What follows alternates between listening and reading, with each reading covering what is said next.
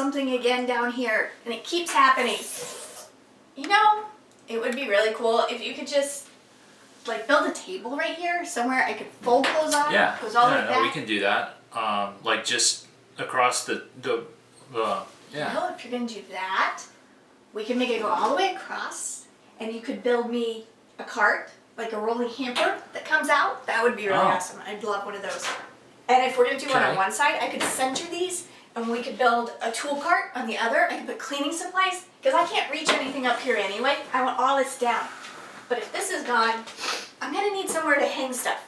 I need drawing racks, so maybe we could build something over here to like hang stuff. And if there's something here, there's gotta be something on this side, because it has to balance out.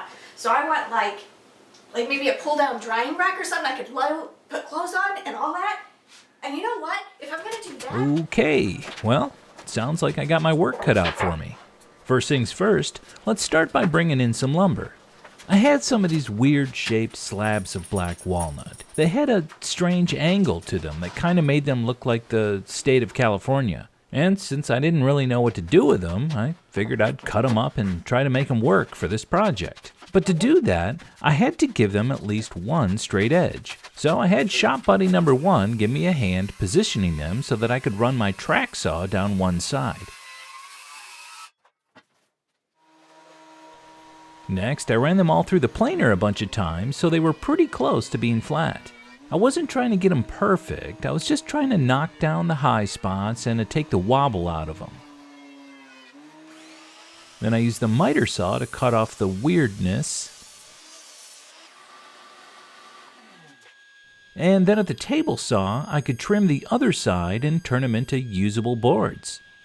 Now for the real long ones, I had to have Shop Buddy lift up on the ends as they came through so that they didn't hit the other bench. And once I had all these smaller boards, I could put a clean edge on the ends with the miter saw and then put them in the board stretcher to make them longer. Well, not really. I just glued them end to end to get the length that I needed. Now I'll be the first to say, yes, this is pretty unorthodox and kind of strange, but as you'll see, it works, and it works quite well. I spread some glue on the ends and I tightened down the clamps. I did my best to keep them as coplanar as I could, and I also aligned one of the edges on one of the sides of the whole glue up. Then once it had dried, I could take it out of the clamps and scrape off any squeeze out. Now over at the joiner, I could flush up one of the edges. Now these boards were so long that I had to orient my joiner in a way so that I could start out the door of my shop. And with a smaller joiner, this step was quite a challenge, but I managed to make it work.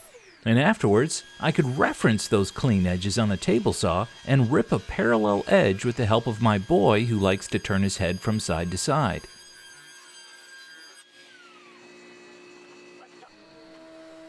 A few passes through the planer gets the entire board to the same thickness and it evens out all the joints.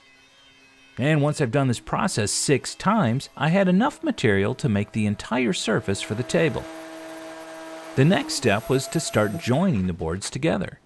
In an effort to keep them coplanar to one another and to help me with alignment, I decided to use my biscuit joiner. I marked the locations for each one, I clamped down the board, and then carved some slots down the inside edges.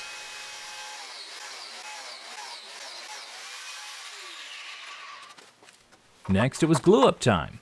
This is a pretty straightforward process. I just ran a bead of glue and then I jammed in a biscuit into each one of the slots.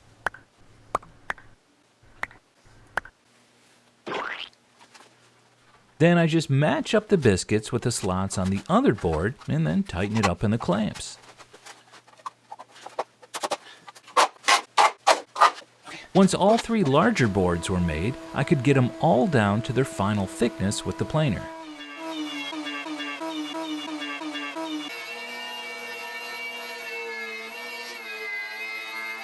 Now to glue up the entire surface. I carved some more slots for biscuits and then asked my boy to help me drop them into place. First, a bead of glue goes down one edge, and then as I'm spreading it out, he follows behind me and pokes in the biscuits. Then there's a moment of panic as I have some trouble getting the boards to fit together.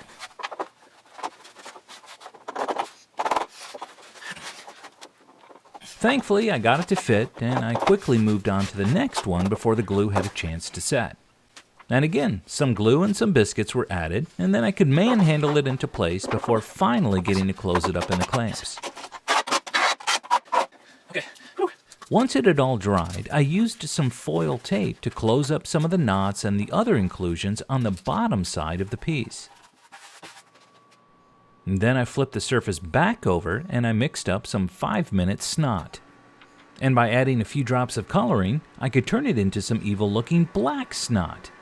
I drizzled that all into the knots and the inclusions, and then I let that dry for a couple hours.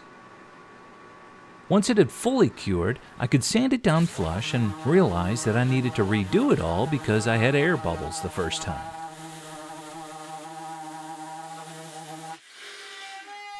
I added a nice round over to the front edge, and then gave the surface a real good sanding up to 220. Now I could finally muster up the courage to cut it down to size. Knowing that the rooms in my house aren't exactly square, I was pretty nervous that I was going to cut this wrong. But just like the saying goes, measure twice, get nervous and measure again, then forget what it was, so measure a 4th time and write it down, and then cut. The last bit to make for this was the front apron. I basically used the exact same board stretching technique to make a piece that would be long enough to span the entire width of the surface. Afterwards, I planed it smooth, I jointed one edge, and then cut it down to its proper dimensions using a table saw and miter saw. Once I had it to the final size, my wife helped me flip the surface upside down so that I could attach it. Ready?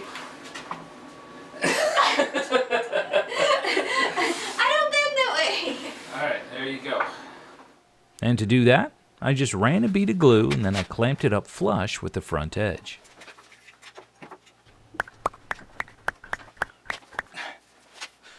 Then once it all dried, I could pop off the clamps.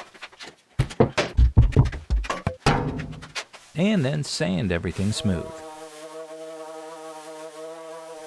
Now it was time for finish, and for that I chose to use Odie's oil. I just buff it in using a Scotch-Brite pad, wait a bit, and then buff it out. Then, in an effort to speed up the application process, as well as to shower my shop with a 360-degree barrage of Odie's oil droplets, I stuck a Scotch-Brite pad onto my random orbital sander and went nuts.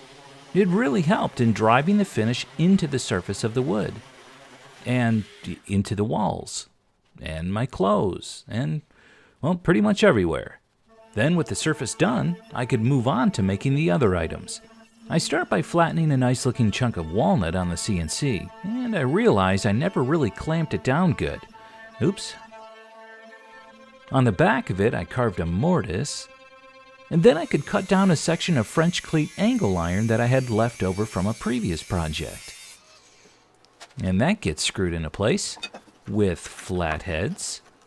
And then I can stabilize the bark on the piece by saturating it with something that I hope will actually stabilize the bark on the piece. I set up a drop cloth so that I can spray some paint on some pieces of pipe that I found floating around in the floor joists of my neighbor's house. I used some fittings and I put them together in a way where one will be a hanging rack and the other two will be shelf supports. Then I buff in some finish, and then I can mount the hanging rack to the walnut base. Now for the last item, I wanted to make a shelf. I brought down a long live edge slab from the top of my lumber rack and I cut it to length at the miter saw.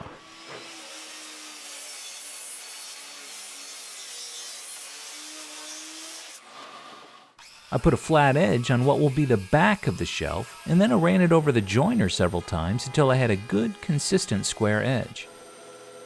I sent it through the planer a bunch of times until I eventually got the cup out of it, and it really revealed a beautiful grain.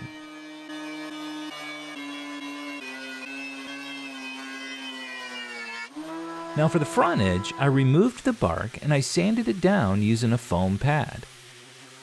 I buffed in some finish, and the shelf was ready. Man, this thing sure turned out gorgeous. Just check out the soft contours of that front edge. Man, that sure is pretty. Okay, now I need to make some wall cleats for the big surface to rest on. I chopped down a 2x4 on the miter saw. I joint the edges to make them perfectly square, and then I cut some notches in a couple of them using the table saw.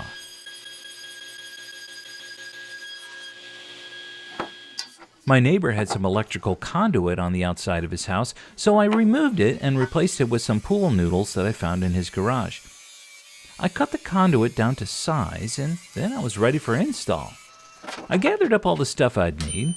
I made sure that the stud detector was working, and then I headed upstairs. I found where all the studs were in the laundry room, along the back wall and the side walls, and I marked them out with some small bits of painter's tape.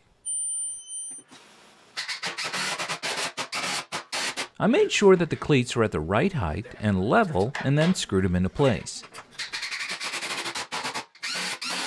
And once I had all three up, I could put my long level across and make sure that they were all level with one another. Nice. Lastly, I could drop the pipes in place that'll offer tons of support to the surface so that I could do body slams on this thing and it would be just fine. Next up, my wife bought a new light fixture for the room, so I put that into place. And being the expert that I am, I did it with the added challenge of performing all the wiring with my eyes closed, which I don't recommend, since apparently I need my eyes open to keep from falling off the ladder. Now, we could bring up the new surface.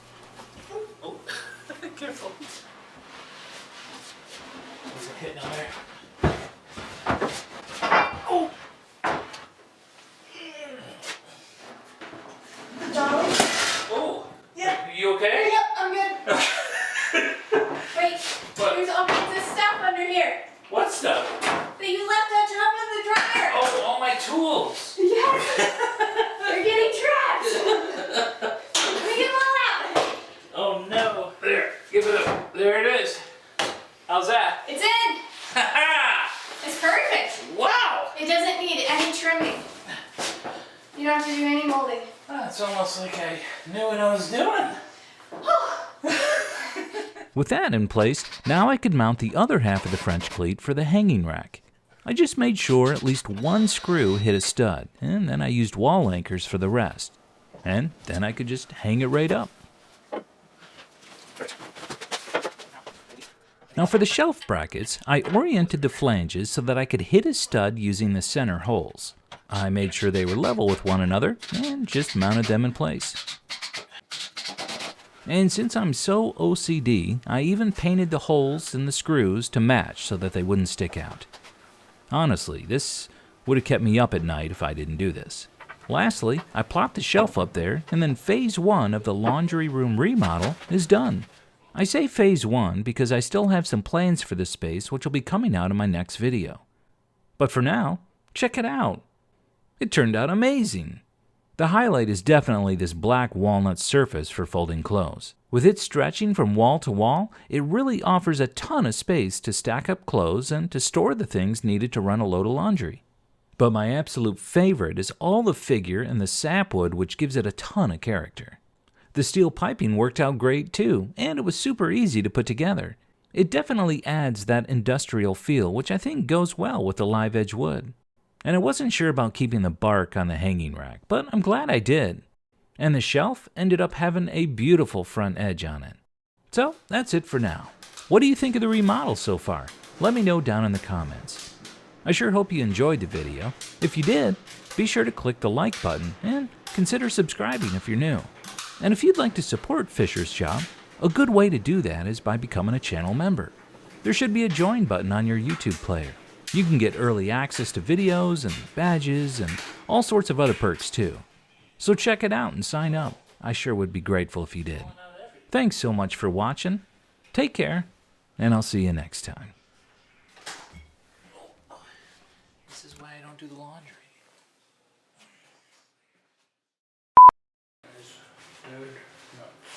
Oh gosh. Come on. That's great. There.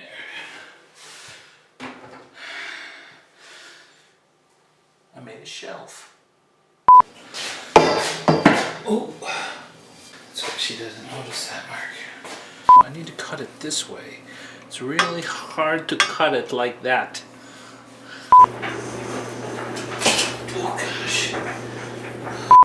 Oh, and it's level. Oh, that is magnetic. Holy crap.